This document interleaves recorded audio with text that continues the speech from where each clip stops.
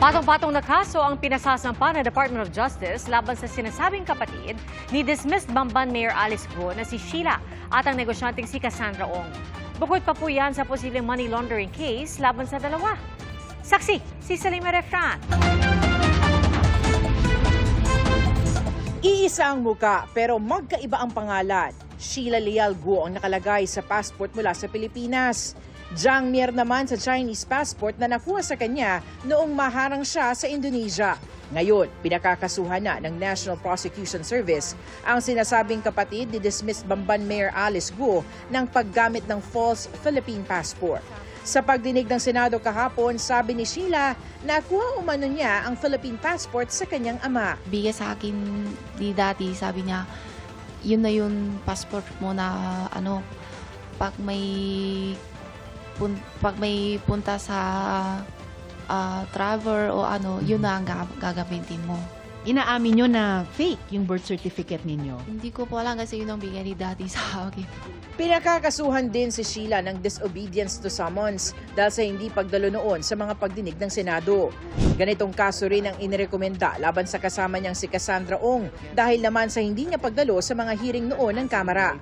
Pinakakasuhan din si Ong ng obstruction of justice for harboring, concealing, or facilitating the escape of a criminal offender. On the part of the prosecutors, nakitaan talaga ng sapat na ebidensya. Dahil nga doon sa bago nating rules sa reasonable certainty of conviction, kailangan lahat ng elemento po ng krimen ay meron ng supporting evidence.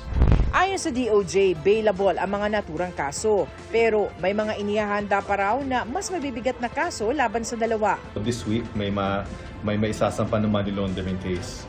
Yung mga qualified trafficking naman laban kay Cassie para sa PORAC ay kasulukuyang tumatakbo pa to. Tuloy ang investigasyon ng Department of Justice kung paano nakaalis si Alice Guo at kung sino mga tumulong sa kanilang magkakapatid.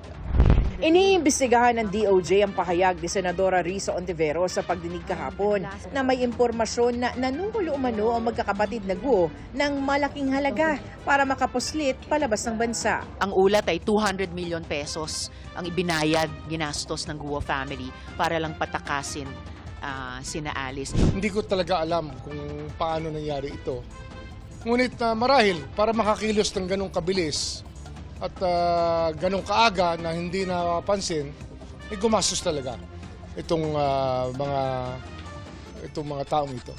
Sa kwento ni Sheila sa pagdinig kahapon, nagpalipat-lipat sila ng bangka ni Alice at Wesley hanggang makarating sa Malaysia. Pero duda rito si Secretary Remulla. Marami siyang hindi ko alam.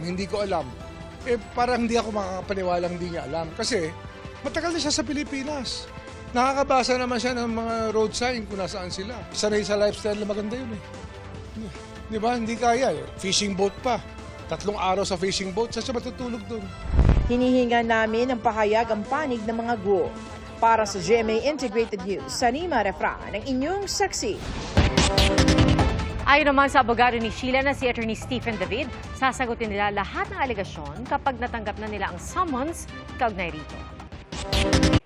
Mga kapuso, sama-sama tayong maging saksi. Mag-subscribe sa GMA Integrated News sa YouTube at para sa mga kapuso abroad, samahan niyo kami sa GMA Pinoy TV at sa www.gmanews.tv.